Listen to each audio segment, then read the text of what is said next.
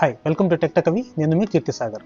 మన ఫోన్ని రెగ్యులర్గా కాకపోయినా అప్పుడప్పుడైనా సరే రీస్టార్ట్ చేస్తుండాలి, లేకపోతే మన మొబైల్ యొక్క పర్ఫార్మెన్స్ అనేది దెబ్బతినే అవకాశం ఉంటుంది.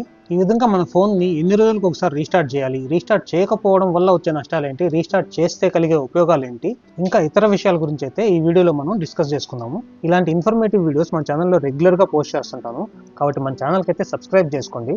జనరల్గా మనం మన ల్యాప్టాప్ని లేదా కంప్యూటర్ని రెగ్యులర్గానే రీస్టార్ట్ చేస్తుంటాము. ఏదైనా టెక్నికల్ ఎర్రర్ లేదా ప్రాబ్లం వచ్చినప్పుడు కానీ ఇలా చేస్తుంటాము. అదేవిధంగా ఏదైనా సాఫ్ట్వేర్ అప్డేట్ చేసినా లేదా ఇన్స్టాల్ చేసినా ఇలా చేస్తుంటాము. ఈ విధంగా కంప్యూటర్ లేదా ల్యాప్టాప్ రీస్టార్ట్ చేసినట్లు కానీ అప్పుడప్పుడు మన మొబైల్ని కూడా రీస్టార్ట్ చేయాల్సి ఉంటుంది. అయితే ఈ విషయం గురించి చాలామంది పెద్దగా ఆలోచించరు. కంటిన్యూస్గా కొన్ని నెలలు సంవత్సరాలైనా సరే మొబైల్ని అలాగే వాడేస్తుంటారు. అలాంటప్పుడు వాళ్ళ మొబైల్ హ్యాంగ్ అయినప్పుడు కానీ లేదా స్టక్ అయినప్పుడు మాత్రమే రీస్టార్ట్ చేస్తుంటారు. మన మొబైల్ని రెగ్యులర్గా రీస్టార్ట్ చేయకపోతే మన మొబైల్ పర్ఫార్మెన్స్ అనేది స్లో అయిపోతుంది.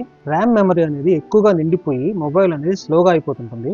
అలాగే బ్యాక్గ్రౌండ్లో ఎక్కువ అప్లికేషన్స్ రన్ అవుతుండడం వల్ల కూడా ఇలాంటి ప్రాబ్లం ఫేస్ చేయాల్సి ఉంటుంది. దీనివల్ల బ్యాటరీ త్వరగా అయిపోతుంటుంది. అలాగే బ్యాక్గ్రౌండ్లో ఎక్కువ యాప్స్ రన్ అవుతుండడం వల్ల కూడా బ్యాటరీ అనేది చాలా త్వరగా డిశ్చార్జ్ అయిపోతుంది. నెక్స్ట్, ఆపరేటింగ్ సిస్టమ్ అనేది కూడా హ్యాంగ్ అవుతుంటుంది. రెగ్యులర్గా రీస్టార్ట్ చేయకపోవడం వల్ల మొబైల్ ఫ్రీజ్ అవ్వడం లాంటి సమస్యలు అయితే వస్తుంటాయి. ఈ విధంగా మొబైల్ని రీస్టార్ట్ చేయకుండా రెగ్యులర్గా కంటిన్యూస్గా వాడడం వల్ల అవసరమైన సెట్టింగ్స్ లేదా అవసరమైన ఆటోమేటెడ్ డేటా అప్డేట్ అవ్వకుండా ఆగిపోతుంది. దీనివల్ల కాల్ డ్రాప్స్ అవ్వడం, అలాగే నెట్వర్క్ కనెక్టివిటీ అనేది కూడా తగ్గిపోవడం స్టార్ట్ అవుతుంది అనమాట. వీటన్నిటికీ ముఖ్య కారణం ఏంటంటే మన మొబైల్లో క్యాషే డేటా అనేది ఫుల్ అయిపోతూ ఉంటుంది. ఇది చాలా ఎక్కువ పెరిగిపోతుండడం వల్ల మొబైల్ మీద ఎక్కువ బర్డెన్ అయితే పడుతుంది. ఇదే మెయిన్ కారణం మొబైల్ స్లో అయిపోవడానికి, హ్యాంగ్ అవ్వడానికి కూడా. మనం మన మొబైల్ని ఎప్పుడైతే రీస్టార్ట్ చేస్తామో అప్పుడు ఈ క్యాషే మెమరీ అనేది క్లియర్ అయిపోయి మన మొబైల్ పర్ఫార్మెన్స్ అనేది నార్మల్కి రావడం జరుగుతుంది. అలాగే బ్యాటరీ పర్ఫార్మెన్స్ ఇంప్రూవ్ అవుతుంది, సిస్టమ్ స్టెబిలిటీ పెరుగుతుంది, మన మొబైల్ డివైస్ కూడా ల్యాగ్ లేకుండా స్మూత్గా రన్ అవుతుంది అనమాట.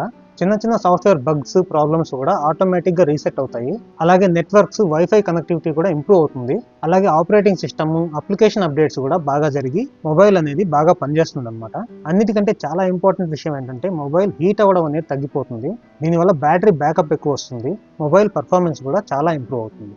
ఇకపోతే మొబైల్ని ఎప్పుడు రీస్టార్ట్ చేయాలి, ఎన్ని రోజులకు ఒకసారి రీస్టార్ట్ చేయాలనే విషయానికి వస్తే, ఏ మొబైల్ అయినా సరే కనీసం నెలకు ఒకసారి రీస్టార్ట్ చేయడం బెస్ట్ అనమాట. అలా కుదరకపోతే కనీసం 2-3 నెలలకైనా సరే ఒకసారి రీస్టార్ట్ చేస్తుండడం బెస్ట్.